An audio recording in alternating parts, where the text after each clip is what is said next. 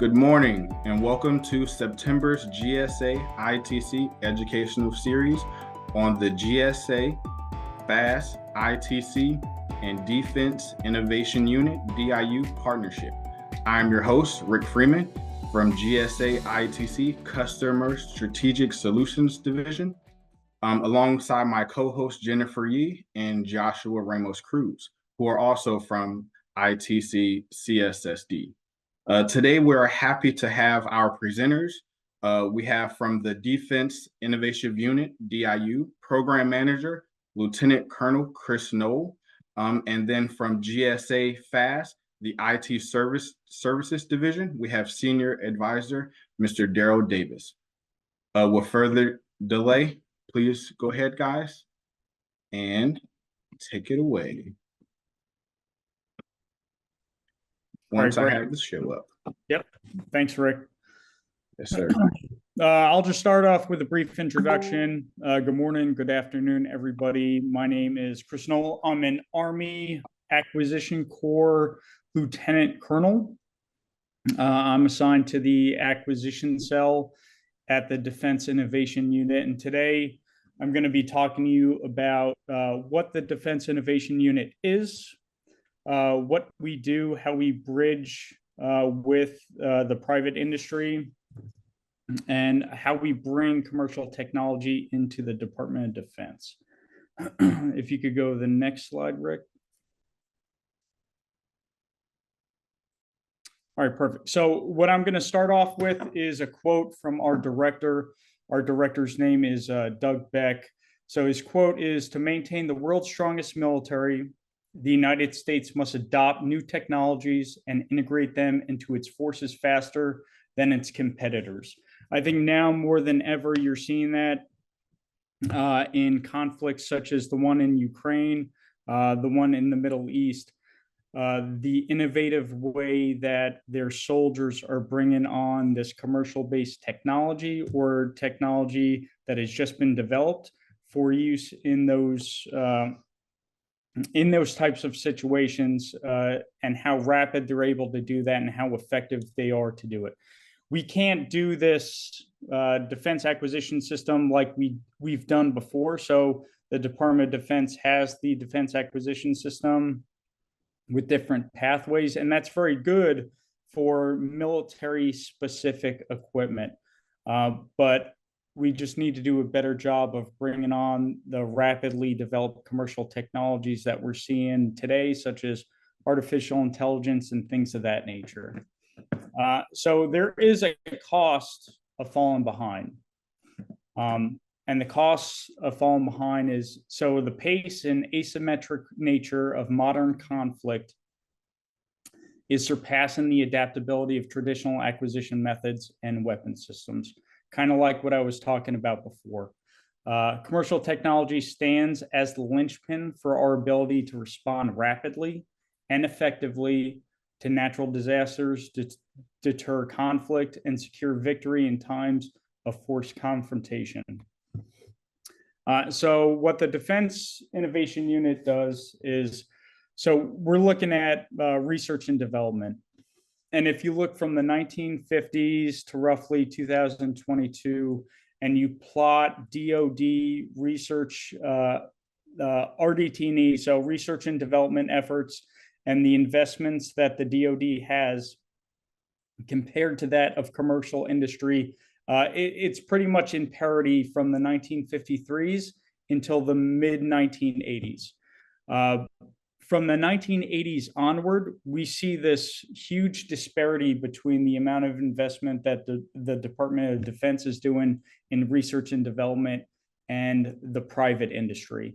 So private industry, you can imagine their research and development efforts continue to increase, where Department of Defense doesn't stay flat, it just increases, but not at the scale that the private industry does. And what the Defense Innovation Unit wants to capitalize on is that investment. So the investment that private industry is already putting in there for the commercial sector, and seeing if we could leverage it for the Department of Defense. So there are 14 critical technology areas as outlined by by OSD, 14 defense modernization priorities. So out of those 14 different critical technology areas, 11 of them are led by the commercial sector, which gives us a huge opportunity to leverage what they've done and the investment that they've put into that technology and bring it in and have the Department of Defense adopt it. So the Defense Innovation Unit's business model is, so we facilitate projects between our DoD partners and commercial companies to prototype, transition, and scale advanced technologies. So there's a back and forth. So we maintain the bridge between the commercial sector, the tech sector, and the Department of Defense, as well as we work with the Department of Defense to curate and to get their problem statements and see if commercial technology can be a potential solution for that. So what it provides access to the leading commercial technologies in the private sector. We're able to deliver capabilities on average between 12 to 24 months, and that's for prototyping.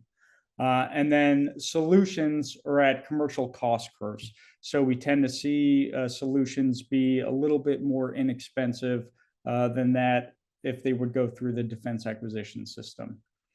For commercial companies, we give them an opportunity to solve high impact national security problems. It's a simpler process, so the barriers to entry for DoD contracting, they're not really present with us.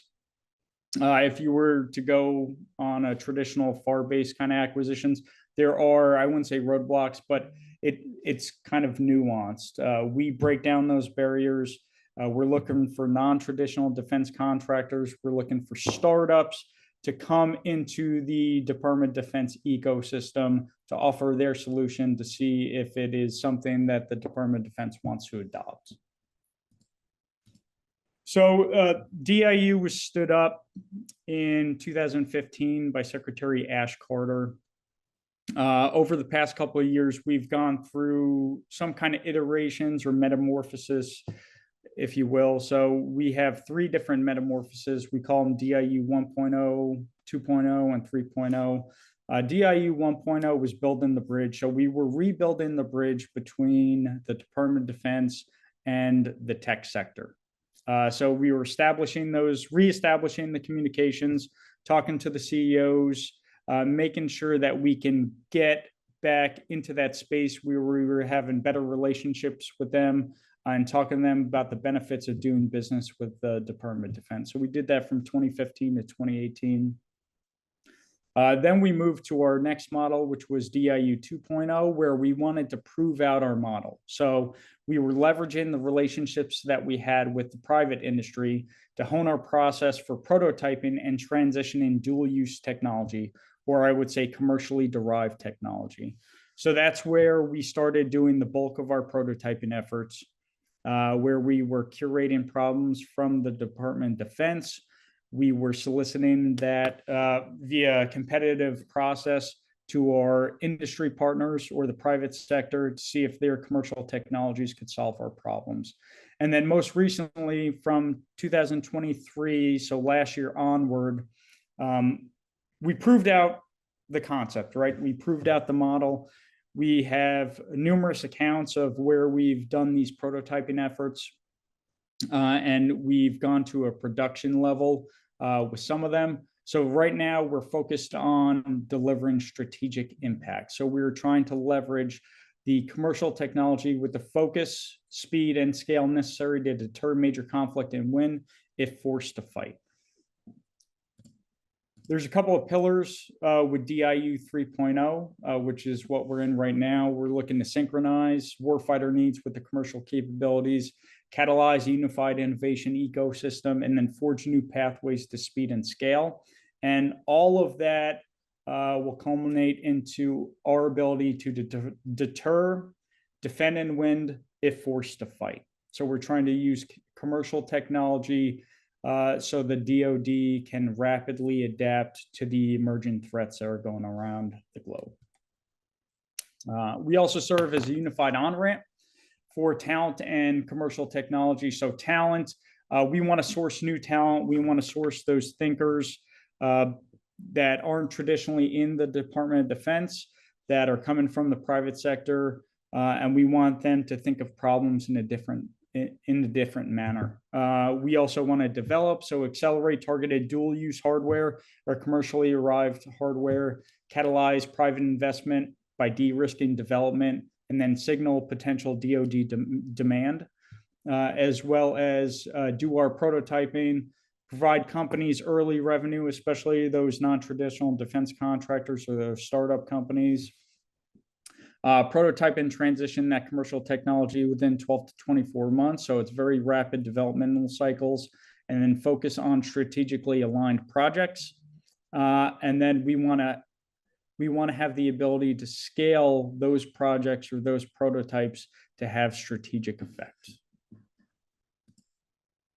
So within DIU, we have 7 different portfolios or 7 different focus areas, and you could find those on our website. We have artificial intelligence, machine learning, autonomy, think of drones, cyber and telecommunications, emerging technologies such as hypersonics or quantum, energy, such as energy resilience for facilities, as well as the ability to prototype stuff on vehicles, human systems, and space. So those are 7 different technology areas and the 7 different portfolios that we have here at DIU. So by the numbers, in 2023, DIU has awarded a total of $502.2 million in prototypes. We've had 33 solicitations to industry. We've received over 1,700 proposals from the commercial sector, and we tend to get to award pretty fast. So the average business days to award has been about 197 days.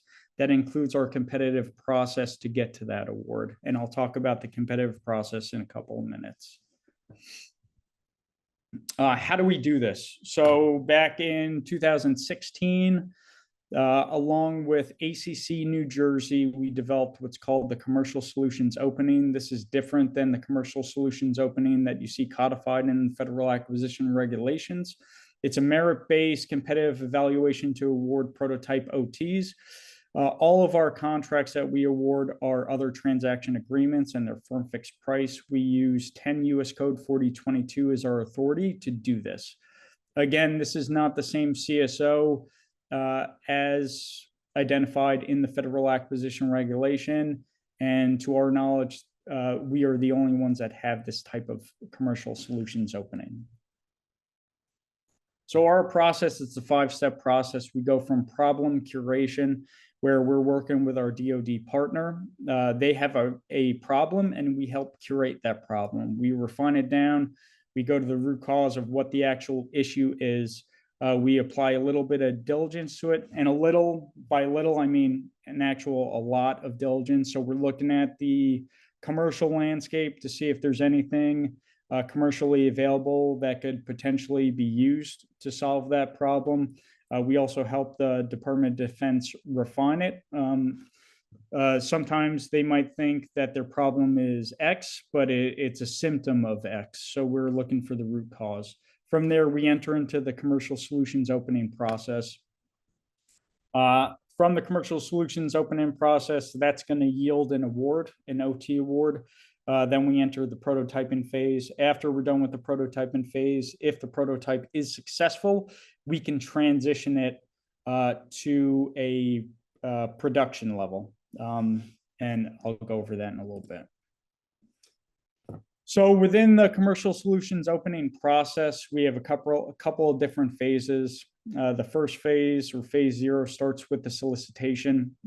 That's where we go to industry with our problem statement.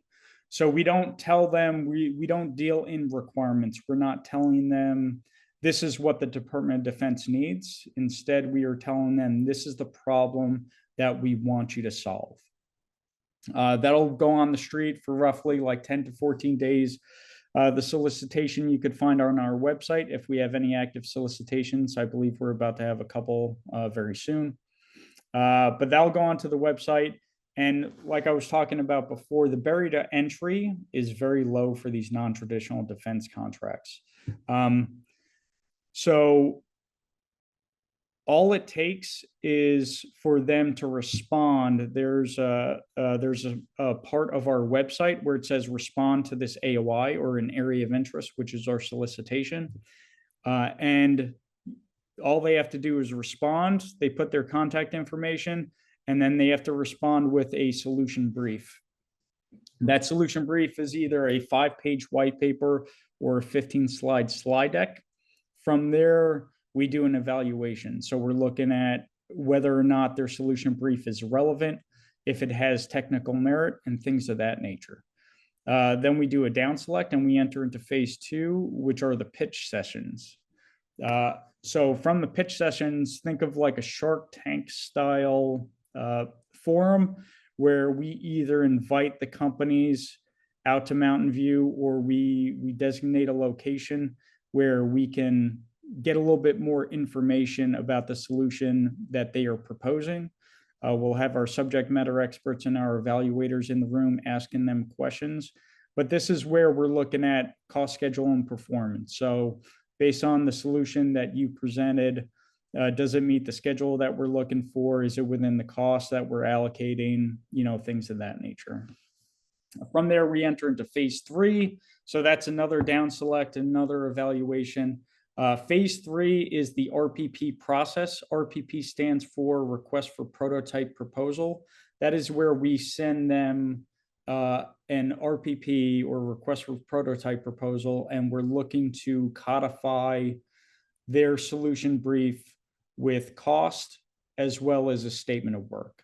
The statement of work is collaborative in nature, and that's a benefit of using the other transaction authority, where our program managers and our DoD partners are working directly with that company to solidify what the statement of work is. It serves a couple of reasons. The more collaboration we have, and the earlier we have it with the company, will directly benefit the DoD. So the company will not sign up for more than they think they can do, and that way we will have a higher probability of success throughout the prototype. Like I said before, the process is pretty rapid. So our goal for the entire process is roughly 90 days to go through that commercial solutions opening process. However, it's completely dynamic and dependent on the complexity of the solution that we're looking, or the problem we're looking to solve. Like I said before, so we were talking a little bit about the other transaction agreement, as well as the commercial solutions opening process. The authority that we use for that is 10 U.S. Code 4022. And I'll let you read that, but it's what we use, and it's what we get our authority to enter into these prototype agreements. And in that 10 U.S. Code 4022 authority, it says that if you competitively solicit this requirement and you are successful in your prototype, you can go directly to a sole source for a production award. Meaning that if we are prototyping an effort and they are successful and the Department of Defense wants it, we have the opportunity to go sole source to that vendor for a production related award, whether that's FAR based or on another transaction agreement. It's a pretty amazing authority to have, but it allows us to be a little bit more flexible with doing the prototyping process and things of that nature. Rick, you go to the next slide.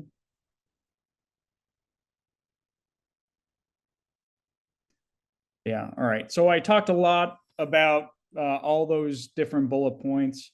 So again, we're looking for 12 to 24 months for prototype successful completion. However, that is very dynamic. And you can imagine the more complex the problem is, the more time it might take to do development. But we're looking for the commercially derived technology. which means that we're looking for a certain maturity level. We're not going to do full up design or development of something from the ground up. We're looking to either leverage the commercial technology or tweak to the commercial technology for the DoD to adopt. And then I think the final thing was a use case. So I'll bring up one use case.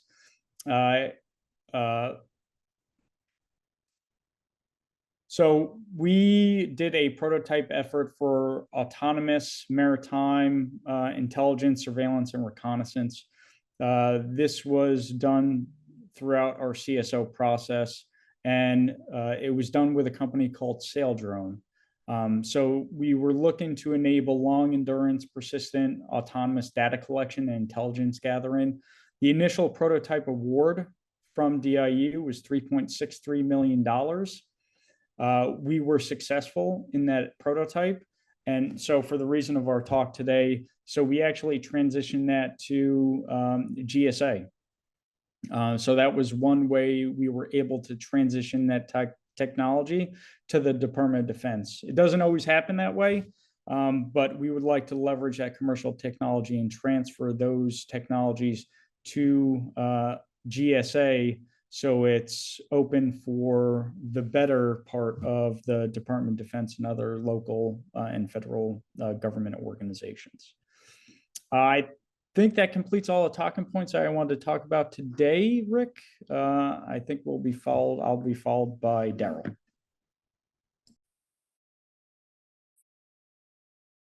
Thank you, Chris. Appreciate that. Like we say at GSA, it's a great day to be at GSA. Hello, my name is Daryl T. Davis, and I'm a senior advisor in the IT Services Business Unit within the General Services Administration Federal Acquisition Service Information Technology category. I'm based out of Kansas City, Missouri, yes, home of the Kansas City Chiefs. However, I promise not to talk about Kelsey or our good friend Taylor today.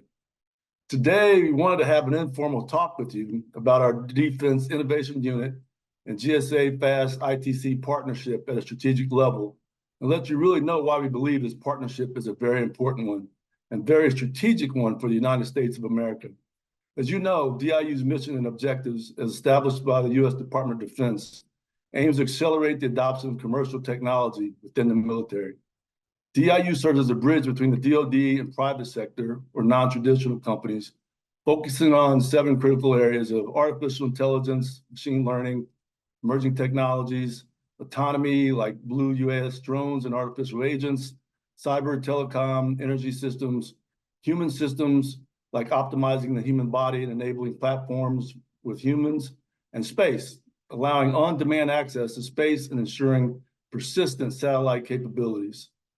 Our mission objectives at GSA FAST ITC are that we're responsible for managing government-wide acquisition contracts, or what we would like to call GWACs, and providing IT procurement solutions to all federal agencies and to state and local entities as well, and also supporting over 13 territories of the United States through our multiple award schedule special item numbers, or SINs, as we like to call them here at GSA. Here at GSA, we pride ourselves at knowing how to do federal acquisition the right way the first time. We provide all kinds of professional acquisition support in form of templates for performance work statements, templates for requests for proposals, and sample alternatives for working on major acquisitions, such as major dollar blanket purchase agreements. In the alternative, we can also just assist other federal or state local entities in helping your own internal contracting officers and utilizing our special item numbers that are on our multiple award schedule. For acquisition of value-added networks, cloud software as a service solutions, or procuring artificial intelligence and machine learning type products through one of our special item numbers, such as the IT Professional Services SIN, the Electronic Commerce SIN, or the Automated Contact Center Solutions SIN, or through one of our GWACs, like through our STARS 8A3, Alliant 2, or through our VETS 2 GWAC. I want to spend some time really talking about why the GSA multiple award schedules within FAST ITC makes sense for the DIU companies and the fantastic advantages of being a partner in a partner relationship with GSA. First of all, most of the DIU companies are non-traditional and or small businesses. As you know, there's always a tremendous amount of focus in the federal government focused on growing small businesses. So this is a wonderful opportunity for the DIU companies and GSA to help these companies grow as quickly as possible. Plus, when you start a small business, you usually start off with 3 to 10 people. Once you really start to grow, there's an immediate need to hire people, good, smart people, to continue to help your business grow. So these companies grow 300, 500% almost overnight. And this is in turn is great for America. The ways that the DIU partnership really makes sense are that the non-traditional and mainly small business types of entities that DIU works with can go through the DIU process and take their product solutions that have met the internal criteria of DIU and gotten to the commercially acceptable phase of production, just like Chris talked about. Those companies, because they then have a commercially acceptable product solution, can then come straight over to the GSA side and be ushered into the GSA portfolio in 4 main ways. These 4 avenues are: 1, they can come into the fold in a reseller agreement with a company that is already on the multiple award schedule. Or 2, they can come over and join the GSA multiple award schedule under a prime vendor of the multiple award schedule in the form of a prime subcontractor arrangement, or in a joint venture type of agreement. Or 3, during an open period, they can potentially come over and join one of our GWAC contracts if they qualify, such as on an open period for STARS 883 or Line 2, and or possibly our future new contractual platforms such as Polaris and or Line 3. And lastly, and my favorite, DIU companies can always join the multiple award schedule that GSA runs by applying for and getting their own special item number or SIN on the schedule themselves, and get all the marketing and advertising support we freely give all companies that do business with GSA. Both DIU and GSA FAST ITC share the goal of accelerating technology adoption within the federal government. A strategic partnership between these 2 entities can harness their complementary strengths to achieve this objective more effectively. Advantages of this partnership have already been seen in some key areas of accelerated adoption of emerging technologies, enhanced market access for small and non-traditional vendors, improved efficiency and cost savings, shared resources and expertise, strengthened national security by rapid deployment of critical technologies, streamlined and modernized acquisition processes, and enhancing collaboration across federal agencies by facilitating cross-agency innovation. So let's talk about the fantastic results so far. Use case number 1. The collaboration between DIU and GSA has resulted in the award of a multi-million-dollar contract to a mass IT contract holder to advance an AI-driven social media analysis tool for the U.S. Army. This is but one example that shows that this partnership results in innovation. This awarded AI tool transforms the implicit human domain knowledge of intelligence analysts into autonomously generated knowledge graphs. These graphs show the meaning of dynamic, unstructured social media data according to user-defined group truth. This AI-driven system enables the tool to reason, understand, learn, remember, collaborate, question, predict, decide, and act in domain-specific ways at a superhuman scale. Use case number 2. In another example, GSA awarded a mass contract to a company that designs, manufactures, and operates a fleet of unmanned, uncrewed surface vehicles or ocean-faring drones. Before the GSA mass contract award, the company supported DoD requirements with its innovative solutions, allowing agencies and the science community to monitor and study severe storms and hurricanes in a new way. Since the company's mass award, the National Oceanic and Atmospheric Administration, or NOAA, has used a contract vehicle to support the agency's hurricane efforts, as well as to support the U.S. Coast Guard. Moreover, this solution has just touched the proverbial iceberg, because now the company is on the multiple award schedule. They can now market and advertise their solution to coastal states and coastal cities that want to protect endangered fish and wildlife and perform other unique studies in lakes, rivers, and tributaries.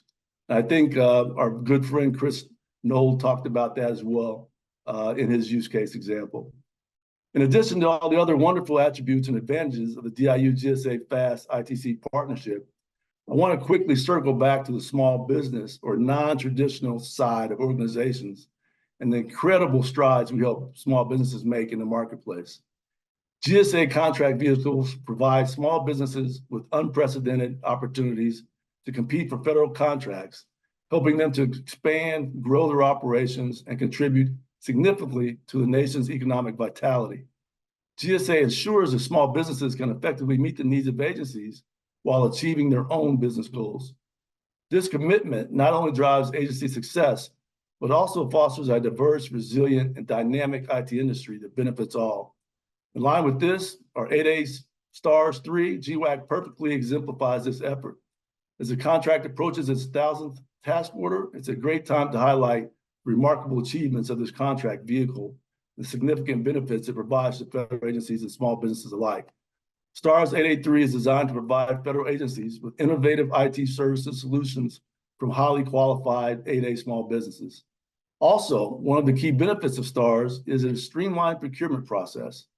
Standardization and compliance, along with ease of use, is what customers really love about the STARS 883 contract vehicles.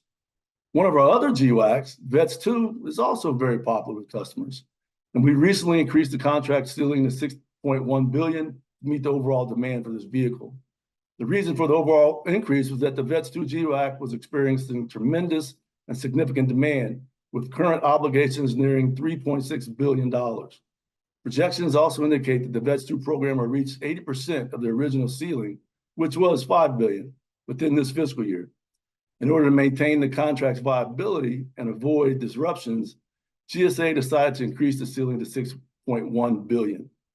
Again, this adjustment also aligns with the fiscal year 24 National Defense Authorization Act, which raised the government-wide goal for service-disabled veteran-owned small businesses participation from 3% to 5%, making the availability of VETS 2 to the federal government even more critical.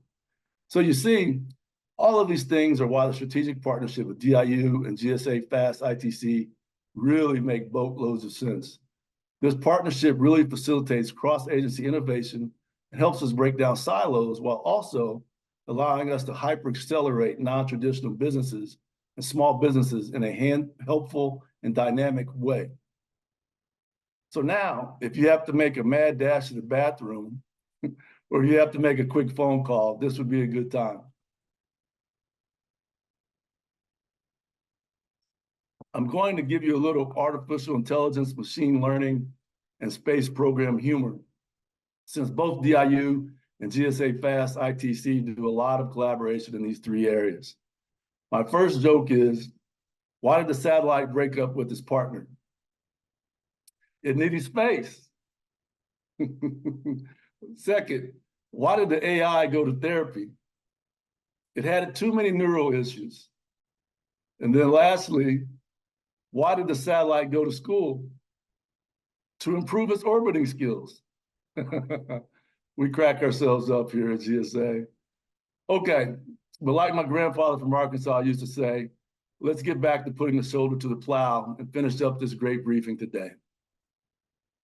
So lastly, I want to talk a little bit about our newest effort with DIU and our newest collaboration in DIU's area of the commercial solutions openings process for multiple award scheduled vendors with DIU companies. As we previously stated, the purpose of GSA's partnership with the Defense Innovation Unit is to facilitate rapid transition from successful completion of prototyping to GSA solution providers. The continued collaboration between GSA and DIU will enable GSA's industry partners to contribute innovative solutions to national security challenges. GSA industry partners may, and may as a key word, may participate in DIU's competitive CSO process issued under Title 10 United States Code 4022, other transaction agreements for prototyping, defined in Title 10 U.S. Code Section 4022, subsection E, Section 5. My Office of Inspector General partners really like when we quote the titles and subsections, so I had to throw that in there just to make their day. DIU efforts are focused on prototype projects that take commercial capabilities and adapt them for military use cases. Upon successful demonstration of that technology, the item then becomes eligible for transition to a production contract. GSA's industry partners can leverage their commercial technologies to participate in DIU's competitive CSO process. While DIU primarily focuses on prototyping, it provides an avenue for companies to demonstrate the applicability and uniqueness and novelty of their commercial technologies to DoD requirements. Uniqueness and novelty are the key words here. It is important to note that while existing GSA multiple award schedule holders, products, and services may serve as a foundation, DIU CSO process is geared towards prototyping technologies for potential DoD use. So, what are the strategic points of this collaboration with DIU and GSA FAST ITC on helping DIU with the commercial solutions opening process? First, the collaboration helps to provide rapid innovation for acquisition. The DIU CSO process and GSA's mass contracts provide a fast lane for acquiring commercial technologies that can be quickly adapted to defense needs. The collaboration also continues to encourage non-traditional vendors to participate in this groundbreaking process. The CSO is particularly valuable because it opens up DoD acquisition to non-traditional vendors, allowing for a broader range of innovative technologies, particularly those with dual use potential. Next, the collaboration allows for reduced procurement timelines by streamlining the acquisition process and simplifying the evaluation criteria.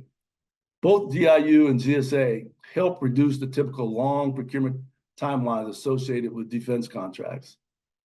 Lastly, there is a significant heightened prototyping focus.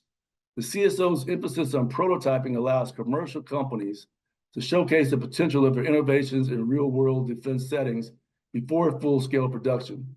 This greatly limits the risk of overfunding of products and solutions that possibly don't work in the correct manner or come up short of what the warfighter really needs. So in conclusion, the DIU CSO process and the partnership with GSA FAST ITC provides a central mechanism to foster innovation within the United States government. By focusing on rapid, flexible, and collaborative acquisition methods, these initiatives are designed to bring cutting-edge commercial technologies into the defense ecosystem, significantly enhancing the United States military's technological edge. And as we say at GSA, it's a great day to be here at GSA. We hope this briefing highlighted some of the fantastic things that are going on with the partnership between the Defense Innovation Unit and the GSA Federal Acquisition Service Information Technology category. We wish you all a very wonderful and blessed day. And at this time, we'll take any questions you might have for us.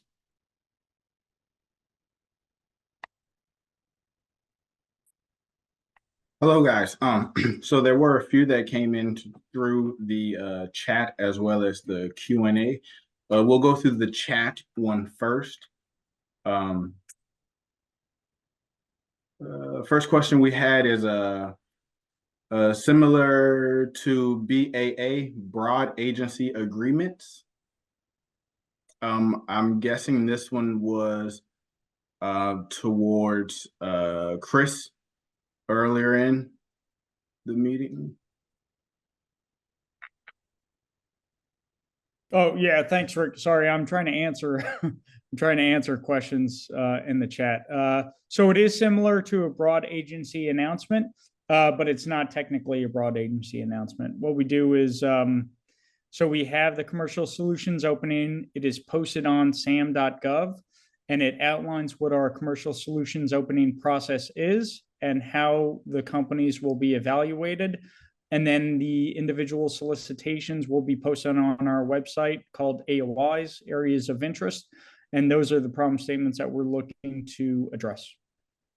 I hope that answered your question, but it is very similar. Yes, thank you for that. Another one we had from Todd, I believe it was answered. We have, so how is DIU different from the DoD labs or DARPA?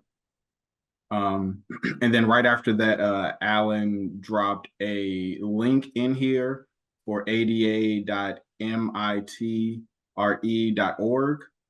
And then it lists DIU helps to bridge the valley of death where a lot of startups and non-traditional vendors struggle. They tend to focus on helping us adopt tech quickly, get to a prototype and transition that successfully to operations, closer to the speed of warfighter needs. Yep. And I would also add to that definition. So like DARPA and the DoD labs, they deal mostly with like lower type TRL, so technology readiness level prototypes or concepts. What we're looking for is dual use technology or commercially derived technology. So it has to have evidence, some type of evidence of maturity, and it has to have a path to go to market. Cool. Thank you for that. And then the next ones came out of the Q&A box. I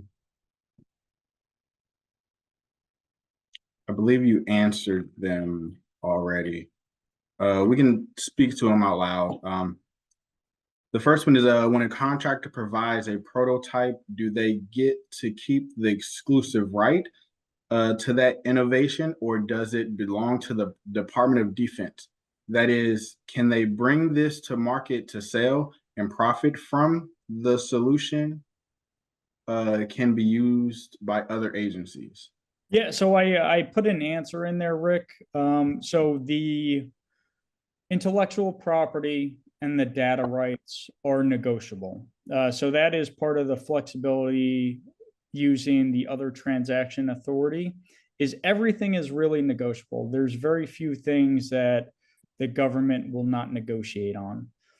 So we are not looking to take intellectual property or data rights from companies that have already developed stuff. And again, it goes back to, how much investment or where that investment is coming from. A lot of times these commercially derived solutions, there's a lot more investment in the private sector than there is in the public sector, right? And we are applying a couple of hundreds of thousands of dollars or a couple of millions of dollars compared to what the private industry has done, tens of millions of dollars.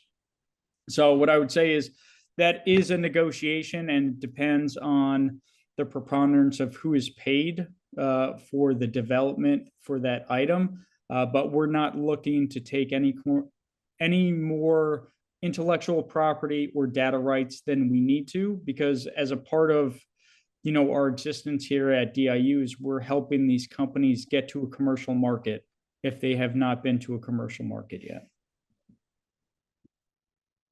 Thank you, sir. We have two more. This one was directed directly to you, Lieutenant, but you already also answered it. I don't know if this fits under any of the current portfolios, but are you all looking at anything like business systems? For example, HR or logistics? Yes, so we do have a couple of projects that are running out of our AI ML portfolio. They are trying to address specifically the logistics side of the Department of Defense. If you do have any more questions, I can link you up with the portfolio director for that if you want to get a little bit more information on it. Yes, sir. Thank you. Then the last one so far is, can you define what you mean by a non-traditional vendor?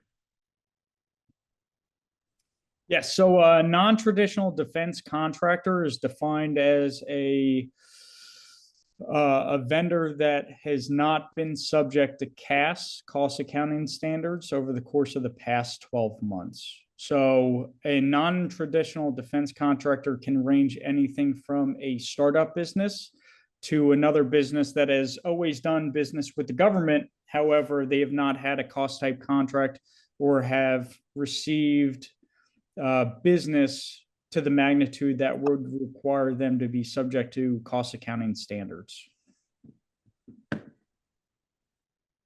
Sure, thank you. That concludes all questions. Nope. We have one more. These are procurement opportunities for small businesses, correct? Yeah, so along with that, so procurement, use that term loosely. So what we are doing is we are prototyping efforts with vendors, right? And according to 10 US Code 4022, if we are successful in that prototyping effort, it opens up or allows for the opportunity for DoD to produce or to procure more of that service on a sole source basis. Meaning that if vendor X has done a prototyping effort and we really like that prototyping effort, and we can get to the scale that we need for production, after completion of that prototyping effort, we would issue something called the success memo, which would outline all the successful criteria of that prototyping effort that we accomplished. And a contracting organization and a DoD partner could leverage that success memo, mostly in the spot of like a J&A, so justification and approval, to sole source a follow-on production contract to that vendor.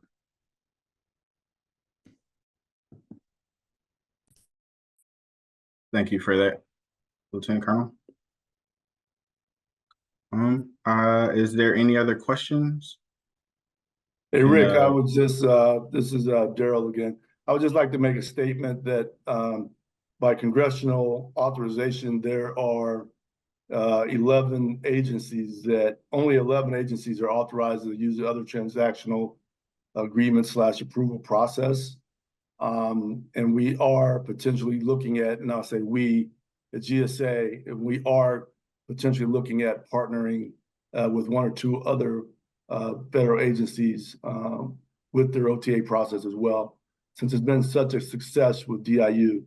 So I just wanted to give everyone that feedback as well. Thanks for that, Daryl.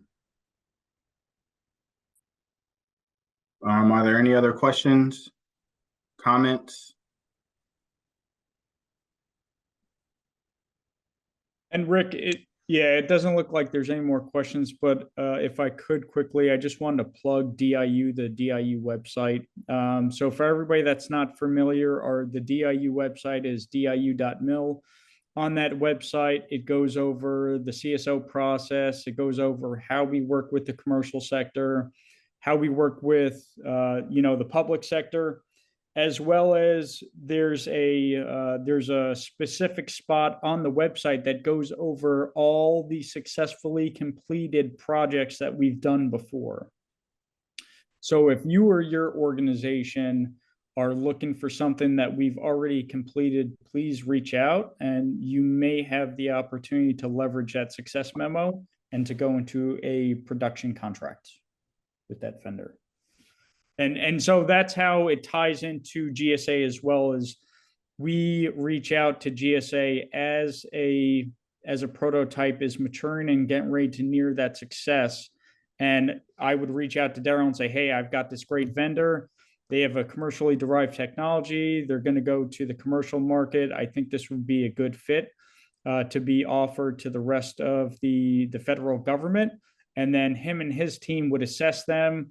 They would interview them. And then, if it's a good fit, they would bring them on board. But if not, they might give them a little bit more guidance on what they would need to do to either get onto a GSA schedule or, something else. Thank you so much for that.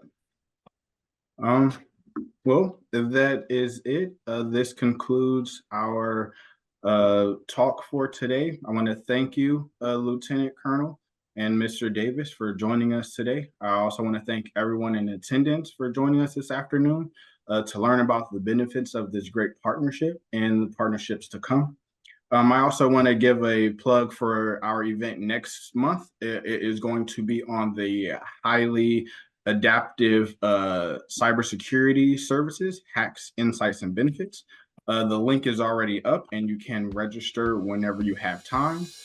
Also, this recording will be up on GSA's YouTube page. That is also where you can find the previous recordings. And without anything else, I want to thank you all again so much for joining us, and enjoy the rest of your day.